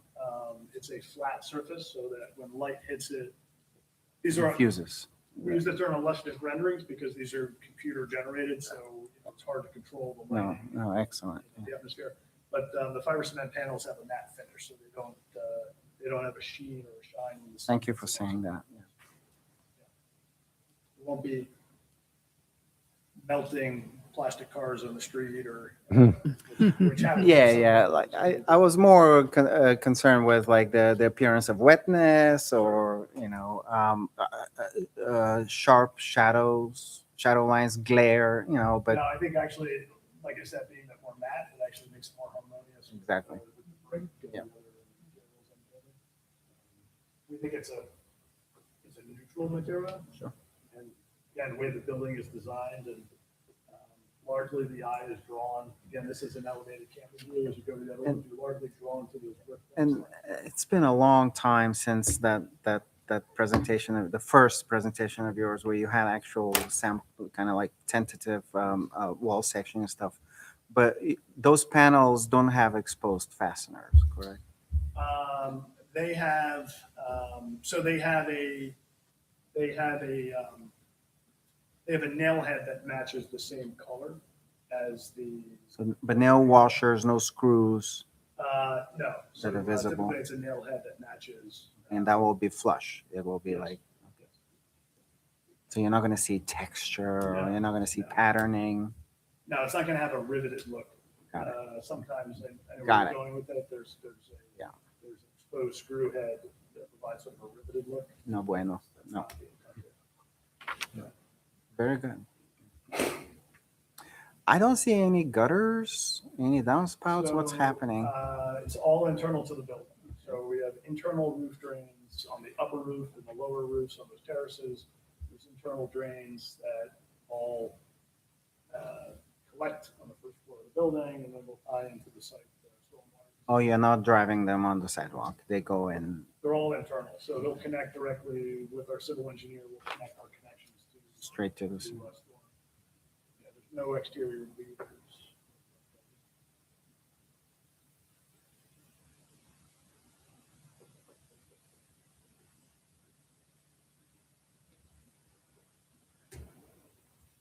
Just a word of compliment. I really like that. So on the first floor, if I'm not mistaken, that's some sort of in the very corner of that image, where there's a guy in half step over there. In that very corner, there's a door, and then there is some sort of a utility room, if I'm not mistaken. So starting there, going all the way up to the sixth floor, the recessed sixth floor, that is the gray hardy plank panel. Breaking the first and second and third floor brick facade veneer. It really separates the volume, the main mass from that west side protrusion, seems like. I think that band, that dark black band going up there, separating the facade, really breaks it. Yeah. I like that quite a bit. That goes a long way for like breaking down the volume quite additionally. Yeah, that one.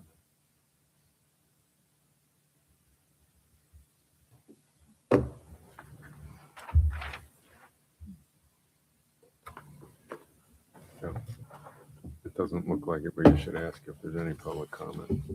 I don't think we have any comments. Public I would comment? I ask have it. a comment. Would ask it. Pardon me? Yeah, I would ask it, just for the record. Any comments? Public comment. Any public comments? I have a question. I'm sorry. Any comments? Looks good.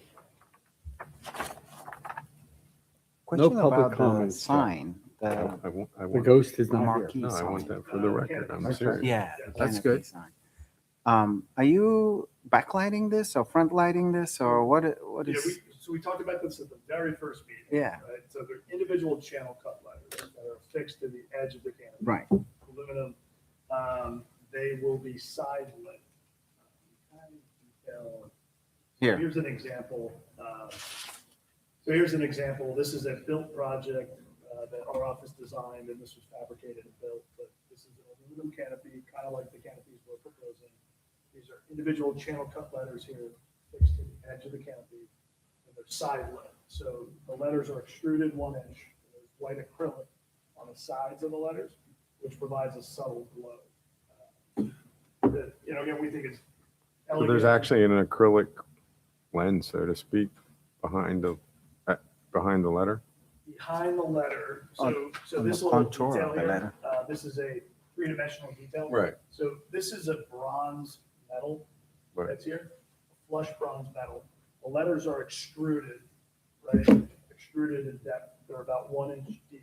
Bronze No, So the face is bronze. The face is bronze metal. and the rest is acrylic. that's the And then the acrylic. side is 1 inch of acrylic, and they're side lit, right? So what you're seeing on the right is a built iteration of this detail by a siding consultant. And the source of light is in the letter. It's an LED light inside the letter, and that's called side lit as opposed to backlit. Something's backlit.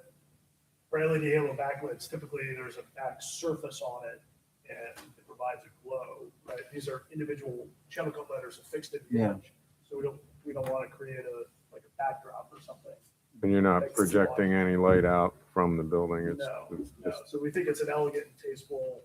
I know we talked about this at the first meeting. I know some of the zoning or lighting doesn't necessarily contemplate this type of lighting. Yeah, I was gonna say, we've approved backlit lighting, like the halo lighting before, you know what I mean? I've never seen the side lighting. So, I mean, it's very similar to backlit. It's just an extruded light, which has the. It's just on the side. It's the same thing. I'm just not familiar with the We same. have not approved halo lights, other than the bank that's Yeah, the community the bank. community bank. Yeah, Right, so they're. that so they're wasn't individual before. Channel cut letters, stainless steel. with a light bronze finish to the letters, mounted at the edge of the canopy. LED side lit letters. They have a 1-inch translucent white acrylic that you can see there that I made reference to. Letters are approximately 18 inches in height. Again, I think it's a tasteful solution. We'd have one at the main residential entrance or sort of marquee. And we have one for the retail tenant to identify that brand of that retail tenant. So are you're controlling that then too with signage, their signage? We would, I mean, look, like, let's say Starbucks is going in there, I think we would find That's- ourselves back that's a in lit- front yeah. of this committee or the appropriate signage committee. Right. Or whoever was coming in there and they were proposing something different with different colors, different than some of the earlier applications I've heard. Right. So your lighting, is it warm or cool light? It's warm, so it would be like that 2700 Kelvin, warm, not a white light. Okay. Warm or neutral light.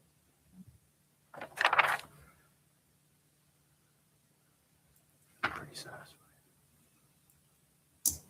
Can I for a second ask about that cornice again?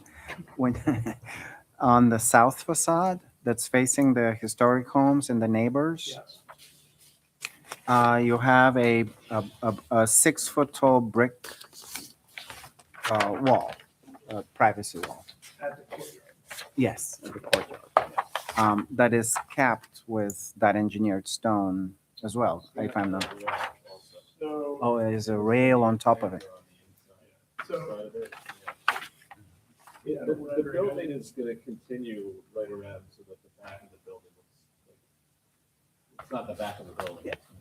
Yeah, in my opinion, we have focused a great deal on the northern facade when a lot of the concerns of the neighborhood is actually being addressed by the southern facade. So I just want for clarity to bring out the detail of, so for clarity, the detail, that wall is capped with a roll-up brick detail. We don't have a cast. oh, we don't have the stone Custom coping. detail, we would not want to have on a freestanding / engaged wall because of water. Just a roll up, can you still have a metal or steel or painted steel rail on top of it or not? No. No. No. And he's referring to this screen wall.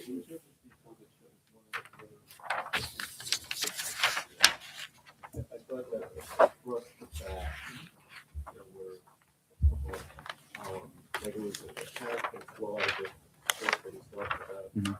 And then there were columns, and then there's gonna be planter on the Cor- far side, the cor- building side. Correct. And then in between the columns, there was a railing, like, you know, the metal railing. So for clarity, I think, because I don't want to seed confusion or doubt for the group, right? But I believe your question was, in this courtyard. Yeah. Prior testimony or descriptive analysis was that we were providing a 6-foot wall here. We showed it in the renderings. Correct. I don't have that rendering here. I have the rear elevation, but it's a brick wall. It's a continuation. It's the same brick we're using in the facade. That provides screening and sound. There's the rendering. Thank you. Yeah. The wall itself in here Oh, it has does no not stone. have- Does Got not it. have that cast Got stone. it. It's at a different. That was my dowel. question. It's just a simple roll. Thanks, Joe. So when you, No, thank you. So the wall beyond that the arborvitae are planted on would be approximately 6 feet high. It would just be a simple roll up. the back of the building looks just like, basically like the front, the same detail and everything all the way up. Right, the next question was focusing. Right, on the wall. itself, Correct. in the courtyard, and what was the detail. Just the wall, just the neighborhood facing Yeah. surface. And it's at a different height, so we didn't want to call attention. Got it. to it. Yeah, And, sounds good. that's going also. No sconces on that side anywhere on the, actually on No, the no, exterior? so we don't have accent lighting along the rear of the building. That's accurate. It's not a public way, like, it wouldn't be appropriate, so. And I don't remember, I know this was discussed, but I don't remember, so excuse me for asking it, but the courtyard is accessible by everyone in the building or only the first floor? So everyone in the building. Correct, okay. So we have 1, 2, 3, 4, 6, no, we have 7. 1, 2, 3, 4, 5, 6, 7, 8. We have 8 units that are on the ground level that face that courtyard. Each of those units will have a small private walkout terrace space that is divided by a planter. The center section here is a small passive courtyard with some outdoor dining areas or sitting areas that connect to that club. So all 107 residents, or, apartment units would have access to that space during limited hours that are set and controlled by access.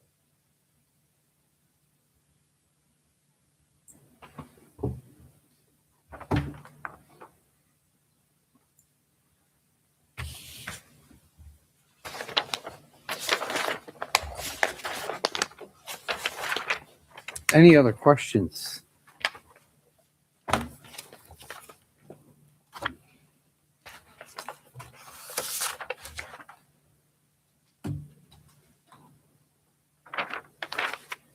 I don't hear anything. The storefront window and door frames are the same color as the residential window mullions and Yes, frames. they're both dark matted black. Yeah. And they're aluminum, right?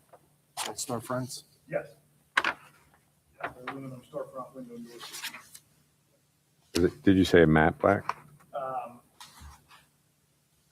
Similar to a matte black, yes, Okay. without a light sheen. Gunpowder. Mhm. That was making black up. It was Yeah. the RAL number. When you go into the storefront or the store area, the signage is going to be inside for each store, or So, I mean, right now, we're proposing the entry canopy sign above the entrance to the retail. So where the entrance to the retail is, we have a architectural slung canopy with those dimensional phone cut letters. We don't yet know who that tenant is. That tenant may want to have window signs. They may be permitted to provide that. I mean, again, sort of shared, I think ultimately we'd be back to the sign. Yeah, They'd have to come. Yeah, they'd have to come. They'd back. have to come back. Yeah. okay. It was a food and beverage use or it was a home goods store.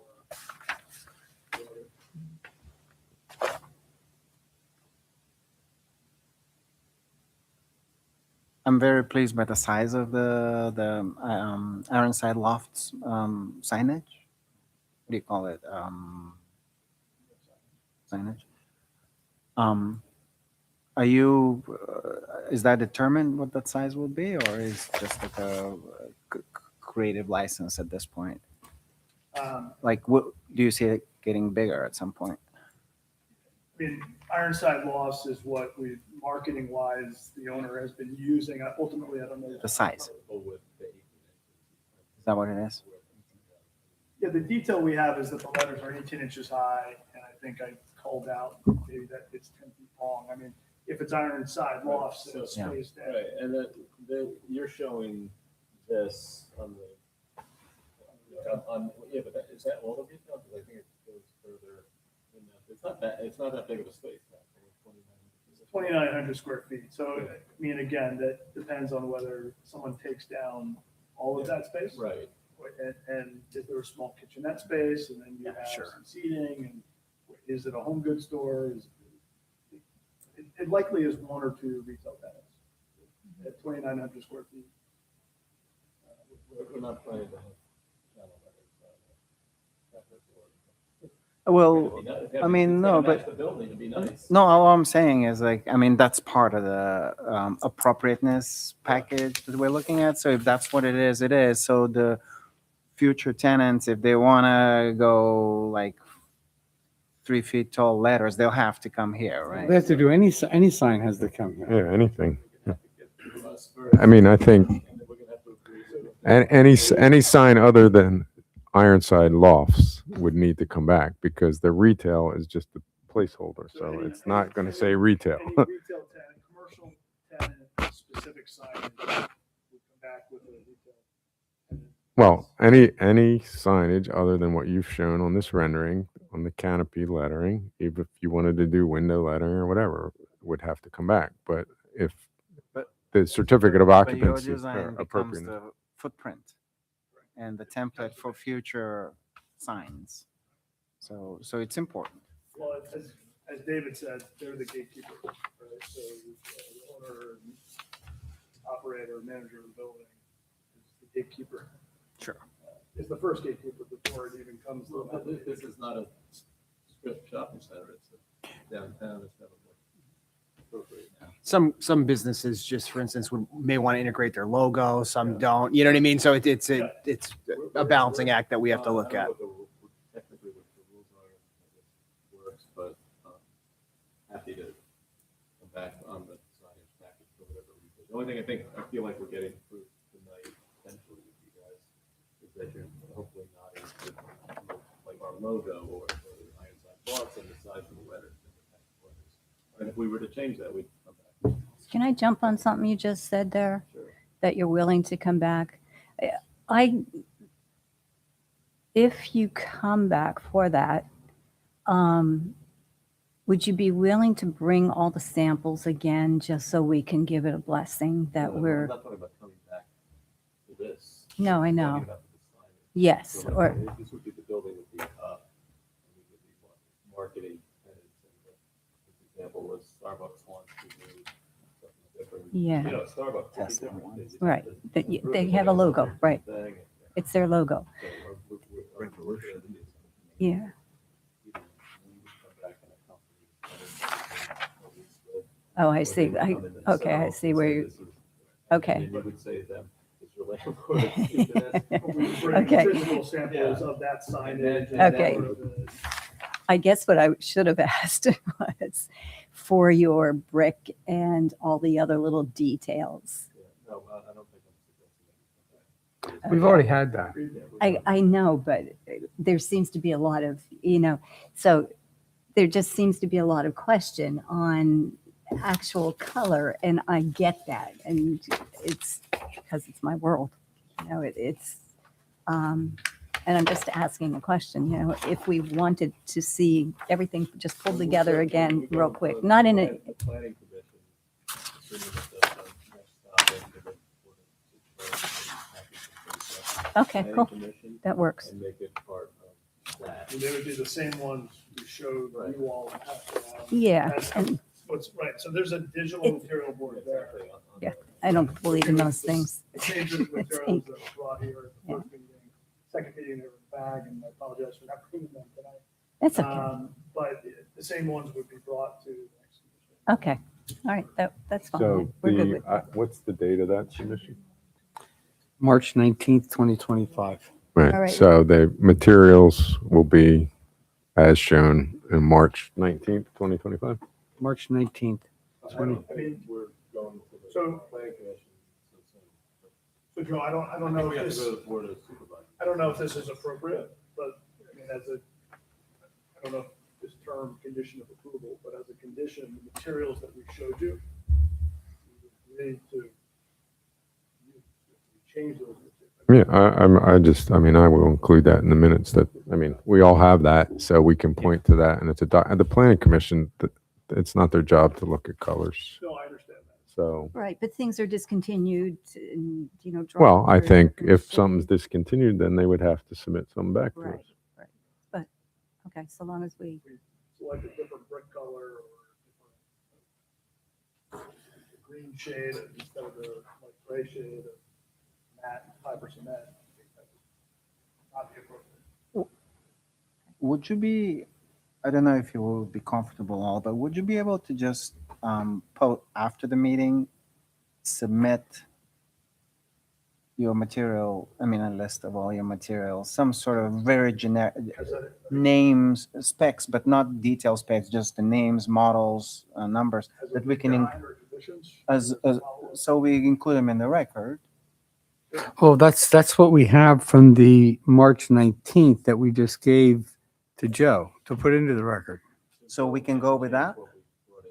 I'm comfortable with that. We No, mean, it was on the previous package. have, So, it's yeah, from but- March of So last we year. have to just kind of refer to it. Right, Yeah. right. And there's a history and a record of that, so Okay. I'm good with that.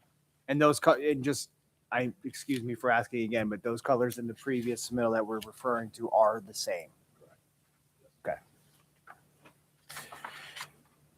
All right. Well. Guess I'm ready to make a motion. Motion time. Motion? Yep. So I'll make a motion to approve the project as approve the project per the January 5th, 2006 submittal. That's what I'm going off of, the date on here. Yeah. As is, with the conditions that the color palette, material palette matches the previous submittal, From March 319. 19th, March 2025. 2025, as submitted. Any signage for retail spaces must come back at a later date.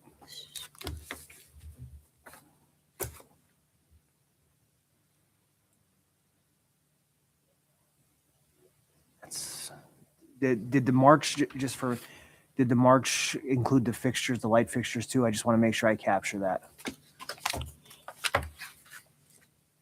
I don't remember, did that?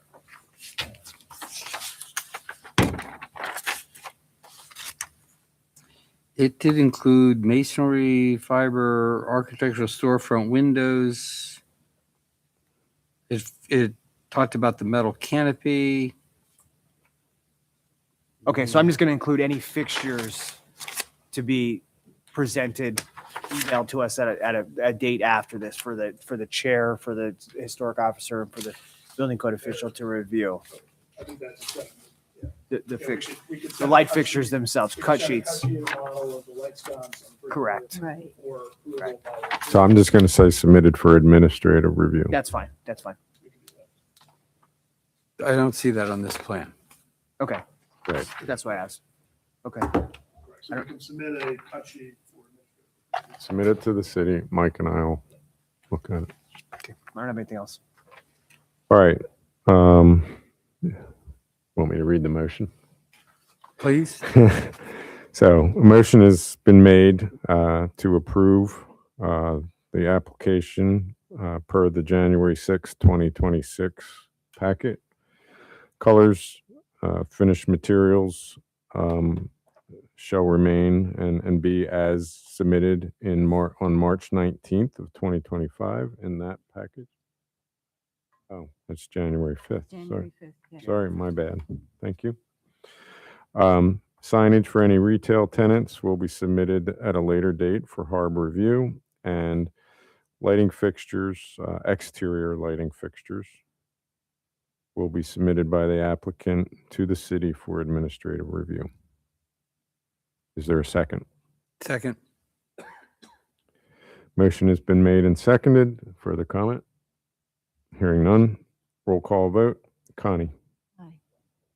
Diana. No. Joe seconded. Michael made the motion. Nick. Aye. Motion carries 4-1, and I will document that vote in the minutes. Thank you. Okay, thank you.